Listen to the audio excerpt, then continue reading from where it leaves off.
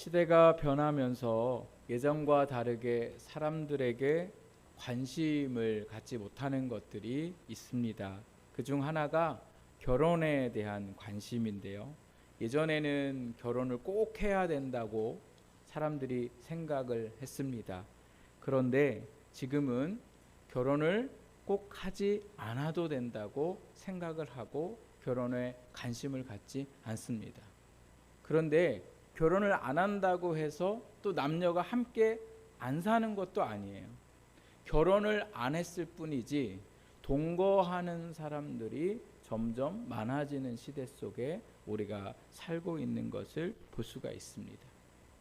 또 관심 갖지 않는 것 중에 하나가 뭐냐면 아기를 낳는 것에 대해서 관심을 갖지 않습니다. 아기를 낳고 기르는 경제적인 부담이 있기 때문에도 그렇고, 또 아기를 낳으면 엄마 아빠의 시간적인 여유로움이 사라져 버리기 때문에 그 일들로 인해서 아기를 낳지 않는 그러한 일들이 일어나고 있는 현상들을 우리가 보게 됩니다.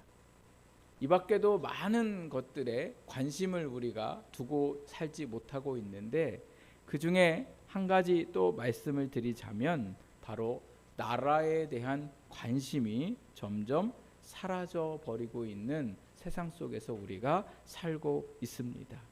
놀라운 사실은 정치하는 사람들에게는 국민의 정치적 관심이 좋을까요? 안 좋을까요? 네? 관심을 갖는 것을 부담스러워한다고 합니다. 그래서요, 국민들이 정치에 관심을 갖지 못하도록 정책을 폈는데 그 정책 이름이 바로 우민화 정책이라고 합니다. 우민화 정책이라는 건 정권을 가진 사람들이 국민들이 자기들의 정권에 관심을 갖고 또 자기들의 문제에 대해서 생각하는 것을 막기 위해서 자꾸 국민들의 눈을 다른 곳으로 돌리게 하는 거죠.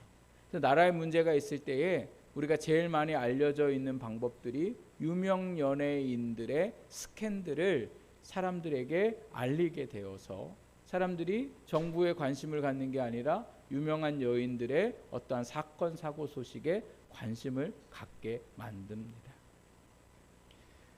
예전에는 나라에 무슨 문제가 있거나 또 심각한 부정이 드러날 때가쯤 되면 북한에서 남한을 공격한다, 이러한 뉴스를 이제 사람들에게 알리기 시작해서 금방이라도 전쟁이 날 것 같은 마음을 먹게 되는 그러한 정책들도 했습니다. 우리가 잘 알고 있는 88 올림픽이나 또 축구에 대한 국민적 관심이 긍정적인 부분도 있지만 이 역사학자들의 보면 부정적으로 볼 때에 군사 정부와 독재에 관심을 두지 못하도록 이러한 올림픽이나 축구를 통해서 국민들의 관심을 다른 데 두도록 했다라는 평가를 볼 수가 있습니다. 이러한 일들이 계속해서 오늘날까지 이어지고 있기 때문에 점점 사람들 마음에 나라에 대한 관심이 사라져 버립니다. 또 사실 또 정치적으로도 좀 보고 싶지만 보면 머리가 아프고 참 그 사람이 그 사람인 것 같고 어떻게 이걸 보면서 답답한 마음들만 생기는 일들이 일어나게 됩니다. 그러다 보니 관심을 안 갖는 게 차라리 속 편하다라는 생각을 하게 될 때가 많습니다. 그러나 사랑하는 여러분, 오늘 우리가 이러한 세상일수록 사실은 나라에 관심을 가져야 합니다. 어른들이 나라에 관심을 갖지 않으면 아이들도 당연히 뭐예요? 관심 갖지 않게 되는 거죠. 나라가 없으면 신앙도 없고 가정도 없습니다. 우리의 삶이 존재할 수가 없게 되는 거죠. 그래서 나라를 위해서 우리가 관심을 갖고 그리고 우리가 그 나라를 위해서 우리의 삶을 잘 살아갈 때에 그 나라가 강한 나라가 되고 살 수 있는 나라가 될 수 있습니다. 오늘 우리가 이렇게 존재할 수 있는, 우리가 이 나라 안에서 평안하게 살 수 있는 이유는 무엇 때문입니까? 이 나라에 대해서 걱정하고 희생한 분들이 계시기 때문에 오늘 우리가 이렇게 오늘 예배의 자리에 와서 함께 예배 드릴 수도 있고, 또 우리의 삶을 크게 부자로 살아가지는 못하지만 그냥 우리의 삶에 안정적으로 살아갈 수 있는 이 모든 이유도 다 뭐예요? 나라가 존재하기 때문에 그렇죠. 이 존재한 이유는 누군가가 나라를 걱정하고 희생했기 때문에 그렇습니다. 하나님께서 오늘 우리에게 주신 말씀을 보면 이스라엘 나라를 걱정하는 예레미야가 나옵니다. 하나님의 말씀에 순종하지 않아서 이스라엘이 남과 북으로 갈라지는 아픔을 겪게 되고, 그리고 북쪽에 있는 북이스라엘은 하나님께 죄를 지어서 아수르에게 멸망을 당합니다. 하나님이 이 북이스라엘에게 선지자를 보내셔서 죄를 짓지 않고 죄에서 회개하고 돌아오도록 말씀을 하셨지만 북이스라엘이 하나님의 말씀에 순종하지 않아서 결국은 멸망을 당하게 되었습니다. 그러니까 북이스라엘이 아수르라는 나라의 멸망을 당하는 걸 보면 남유다가 이걸 보면서 우리가 하나님 앞에 돌아가야 되겠구나, 죄를 짓지 말아야겠구나 이렇게 생각을 해야 함에도 불구하고 남쪽에 있는 유다도 여전히 북이스라엘과 마찬가지로 하나님의 말씀을 듣지 않고 죄 가운데 살아갔습니다. 그래서 선지자들을 보내셔서 하나님이 회개하도록 하시고 돌아오도록 하셨지만 그들이 하나님의 말씀을 듣지 않게 되어서 결국은 바벨론에게 멸망당할 위기에 있었을 때에 오늘 우리가 읽었던 이 말씀이 오늘 주어지게 되었습니다. 그래서 바벨론이요, 유다를 멸망시키려고 예루살렘 성을 포위하고 있어서 아무도 그 성에서 나올 수도 없고 그 성으로 들어갈 수도 없었습니다.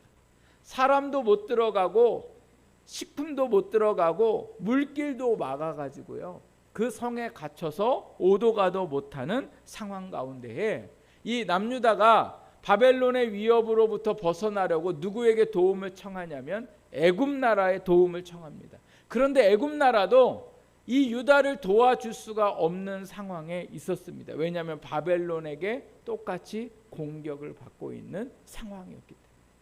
우리나라도 지금 지키기 힘든데 자기 나라도 지키긴 힘든 나라가 어떻게 남의 나라를 지켜줄 수가 있겠습니까? 결국 유다는 바벨론과 맞서서 싸우려고 했는데 오늘 말씀에 보니까 5절에 유다 백성들이 바벨론과 싸워도 그들은 이길 수 없고 많은 사람이 죽음을 당할 수밖에 없음을 하나님이 예레미야에게 가르쳐주고 계시는 것을 보게 됩니다.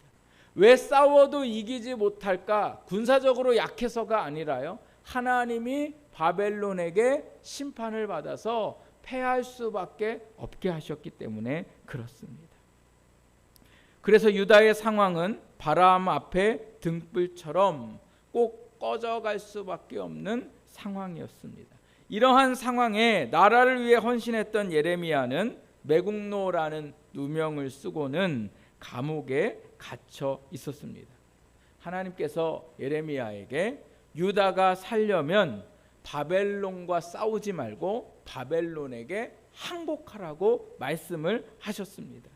그래서 예레미야가 왕과 신하들에게 싸우려고 하지 말고 바벨론에게 항복해라, 이것이 하나님의 뜻이다라고 말해 주었습니다.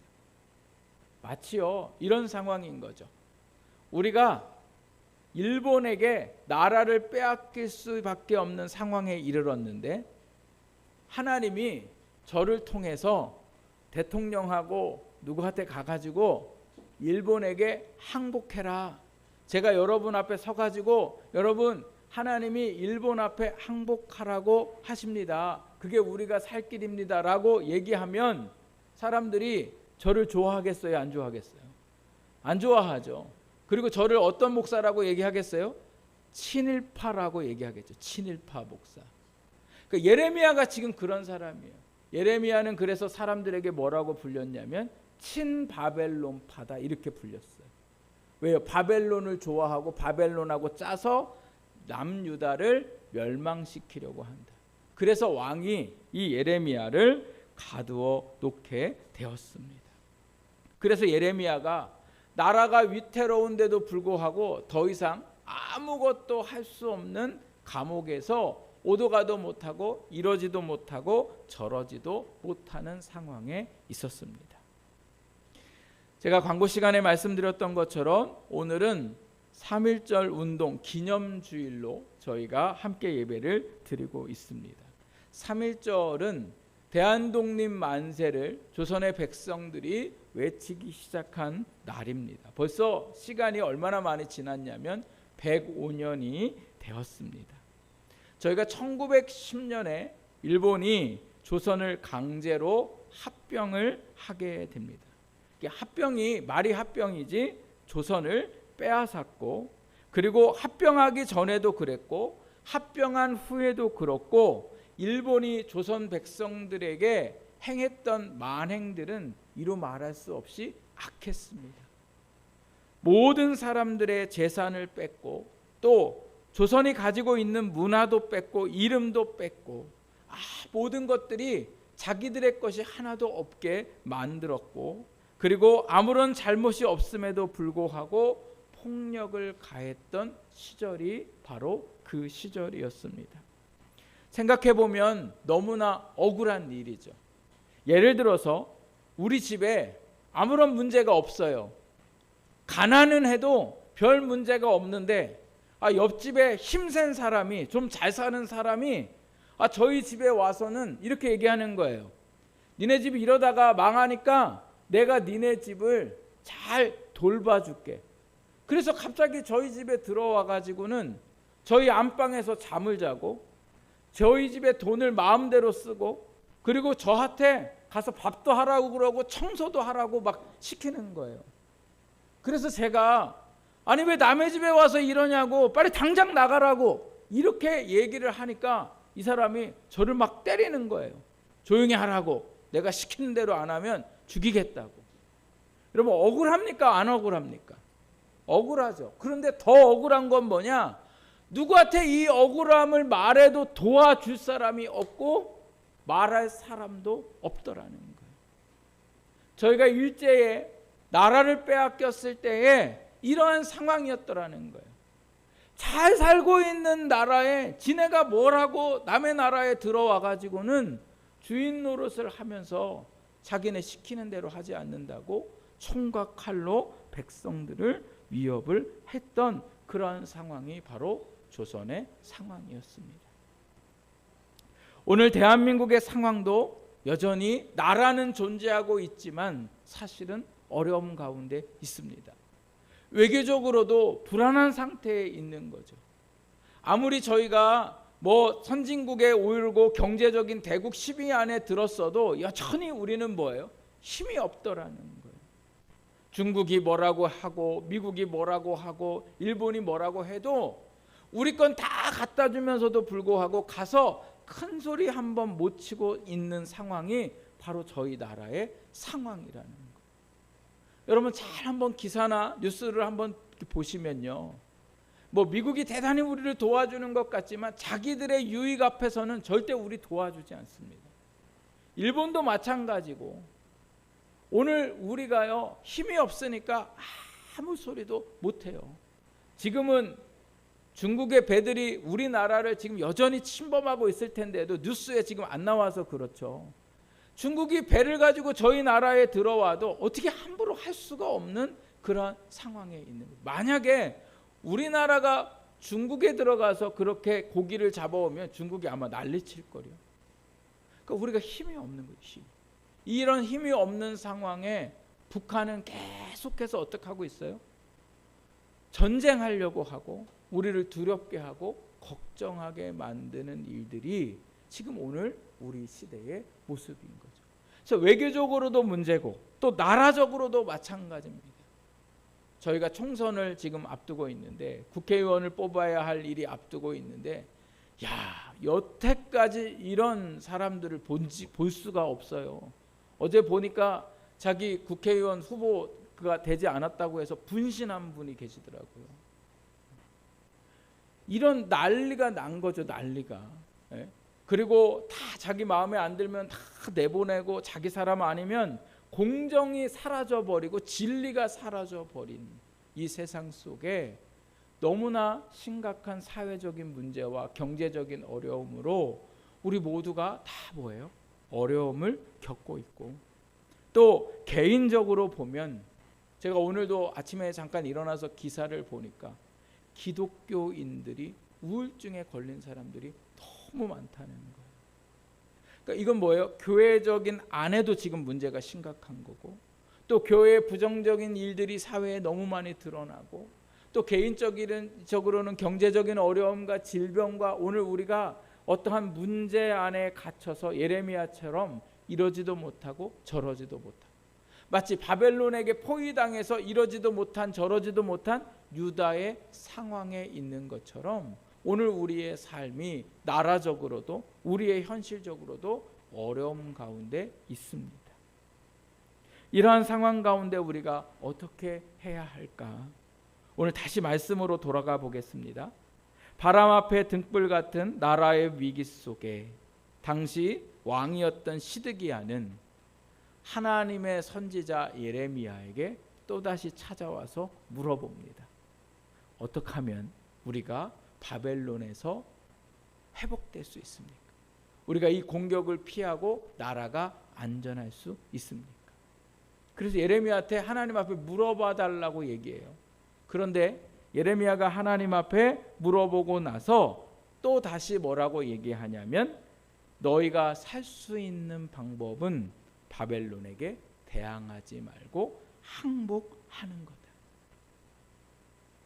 대항하지 말고 항복하라는 거예요. 예루살렘의 문을 열어서 바벨론이 들어오도록, 그리고 바벨론에게 점령당하는 것이 너희가 살 길이라는 거예요. 그래야 백성들도 안 죽고 왕인 당신도 안 죽는다고 얘기를 했는데요, 이 시드기야 왕이 아무리 들어도 이거는 하나님의 방법인 것 같지 않는 거예요. 그래서 결국 고집 부려요. 결국 고집 부리다가 나중에 어떻게 됐냐면 시드기야 왕의 모든 자녀들은 다 죽고, 시드기야는 눈이 뽑혀가지고요 쇠사슬에 묵혀서 바벨론으로 잡혀가고, 그리고 대항하다가 수많은 사람들이 죽음을 당하게 되는 일들이 나중에 일어나게 됩니다. 그러니 예레미야는 얼마나 답답하겠어요.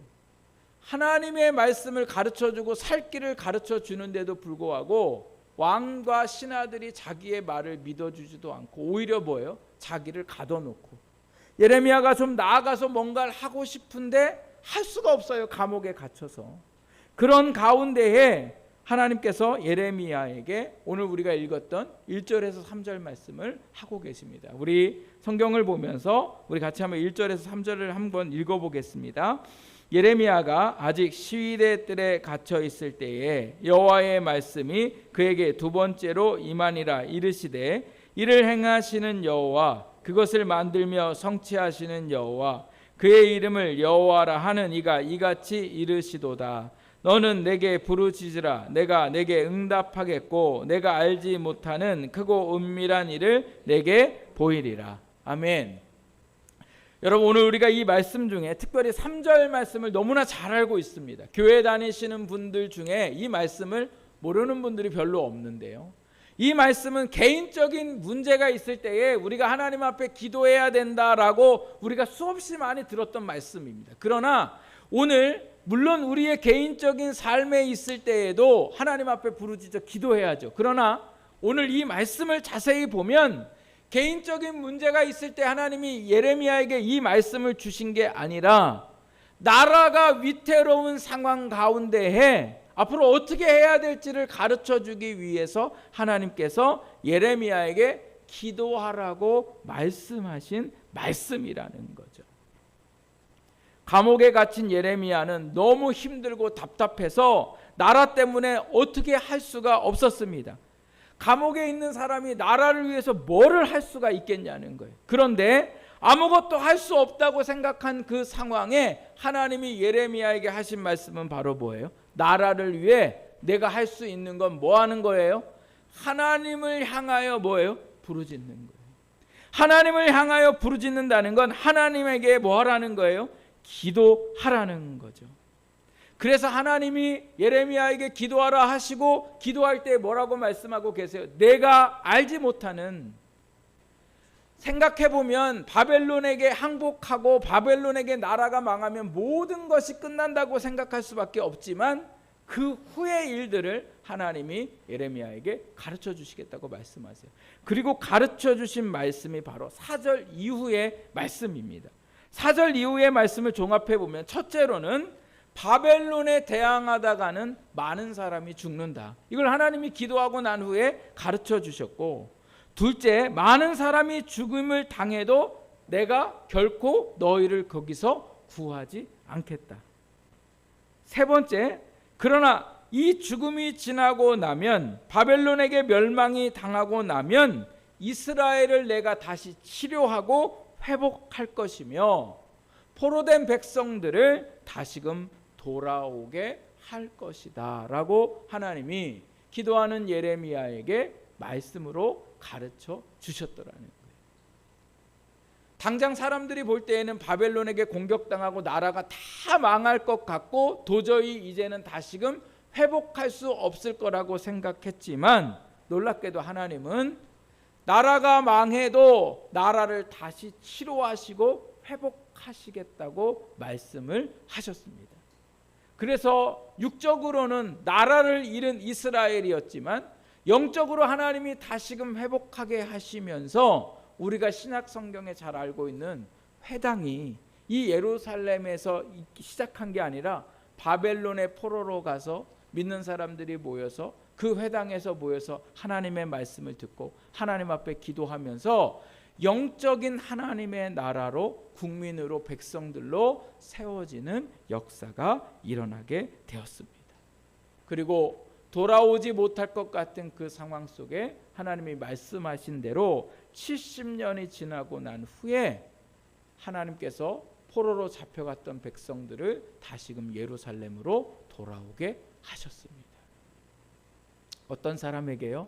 하나님 앞에 부르짖는 자들에게. 환난과 갇혀있는 상황 속에 하나님을 의지하고 하나님을 바라보는 자들에게 하나님께서 그들에게 놀라운 일들을 행하시는 것을 우리가 말씀을 통해 보았습니다. 일본이 총칼로 조선의 모든 것을 빼앗고 온갖 만행을 저지르면서 이러한 일본을 보면서도 임금도 신하들도 백성들도 힘이 없어서 아무것도 하지 못했습니다. 오히려 나라를 위해 일하는 사람보다는 일본에 아첨을 하면서 같은 민족 사람들을 괴롭히는 많은 사람들도 있었습니다. 세상의 나라들도 작은 나라 조선이 일본에게 이렇게 어려움을 당하는 것에 대해서 전혀 관심도 없었고 도움을 청해도 도움을 줄 수도 없는 상황이었습니다. 그래서 이렇게 나라를 잃어버리고도 아무런 방법도 없고 어떻게 해야 할지도 모르는 이러한 상황 가운데에 1919년 3월 1일 백성들이 태극기를 손에 들고 대한독립 만세를 외치는 날이 오게 되었습니다. 사람들이 거리에 모여서 태극기를 흔들면 대한독립 만세를 외치자 일본 군인들과 경찰들이 총칼을 가지고 이 백성들을 위협하고 해산시키고, 그리고 앞에 주동했던 사람들은 감옥에다 전부 다 가두었습니다. 그리고 그 감옥에 가두고 사람들을 죽이기도 하고 많은 매로 그들을 때리기도 했습니다. 그런데 놀라운 사실은 이렇게 하면 만세 운동이 멈출 줄 알았는데 감옥에 갇혀 있음에도 불구하고 감옥 안에서조차도 대한독립 만세를 목이 터지도록 외쳤습니다. 그래서 일본은 이러한 행동들을 보면서도 전혀 두려워하지도 않고 오히려 더 무섭게 사람들을 억압하게 됐는데, 이때 우리가 잘 아는 분이 등장하죠. 우리가 늘 누나라고 부르는 유관순 열사가 이때 등장을 하게 됩니다. 유관순 열사는 1902년생이에요. 1902년생인데 1919년 17살에 이 만세 운동에 앞에서 적극적으로 참여를 하게 됩니다.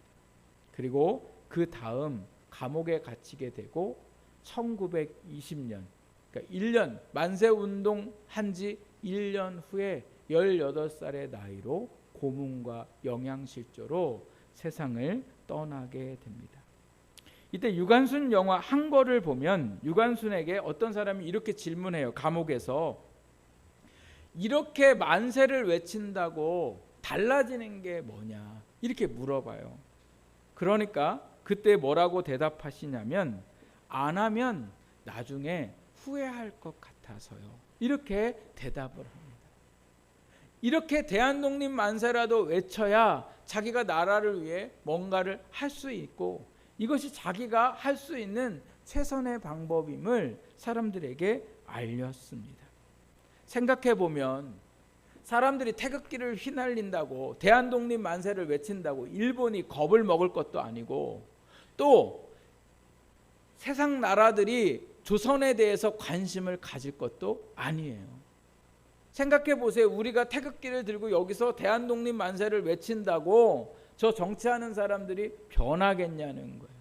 아무리 봐도 전혀 변할 것 같지도 않고 일본이 조선을 떠날 것 같지도 않았습니다. 그런데 이 유관순 열사의 유언은 이렇습니다. 내 손톱이 빠져나가고 내 귀와 코가 잘리고 내 손과 다리가 부러져도 그 고통은 이길 수 있사오나 나라를 잃어버린 그 고통만은 견딜 수가 없습니다. 나라에 바칠 목숨이 오직 하나뿐인 것이 이 소녀의 유일한 슬픔입니다. 자기가 생명이 하나밖에 없는 거 그리고 이렇게 죽어가는 이것이 자기에게 큰 슬픔이라고 얘기한 거죠.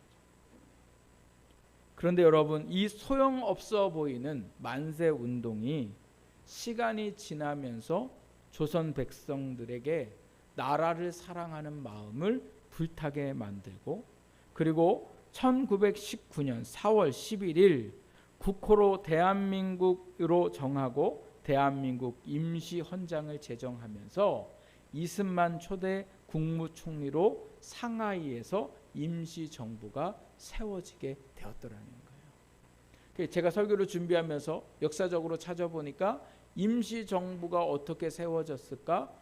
조선의 많은 사람들이 목숨 걸고 대한독립을 외치는 그 힘이 결국 임시정부를 앞에서 일하는 분들을 통해서 만들게 되고 그 임시정부를 통해서 전 세계에 이 조선의 억울한 일들을 알리게 되면서 결국 독립이 되게 되는 일들이 일어났더라는 거죠.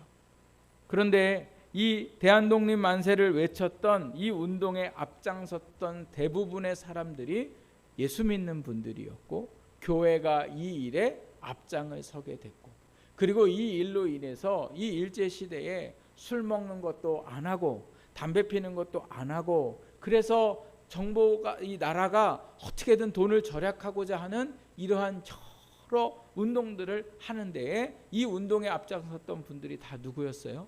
예수 믿는 분들이 많았더라는 거예요. 생각해 보면 이 분들이 태극기를 들고 대한독립 만세를 외쳤던 그 외침은 예레미야가 갇혀서 하나님 앞에 부르짖었던 기도와도 같습니다.